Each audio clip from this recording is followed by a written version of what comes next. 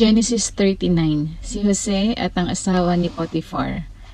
Dinala nga si Jose sa Ehipto at dooy ipinagbili siya ng mga Ismaelita kay Potiphar, isang Ehipsyo na pinuno sa pamahalaan ng Faraon at kapitan ng mga tanod sa palasyo. Sa buong panahon ng paglilingkod ni Jose sa bahay ni Potiphar ay pinatnubayan siya ni Yahweh. Anumang kanyang gawin ay nagtatagumpay. Napansin ni Potiphar na tinutulungan ni Yahweh si Jose, kaya ginawa niya itong katiwala sa bahay at sa lahat niyang ari-arian. Mula noon, dahil kay Jose ay pinagpala ni Yahweh ang buong sambahayan ni Potiphar, pati ang kanyang mga bukirin. Ipinagkatiwala ni Potiphar kay Jose ang lahat maliban sa pagpili ng kanyang kakainin. Si Jose matipuno at magandang lalaki. Dumating ang panahon na pinagnasaan siya ng asawa ni Potiphar. Sinabi nito, "Sipingan mo ako." Tumanggi si Jose at ang sabi, "Panatag po ang kalooban ng aking Panginoon sapagkat ako'y narito." Ginawa niya akong katiwala at ipinamahala niya sa akin ang lahat sa bahay na ito maliban sa inyo na kanyang asawa.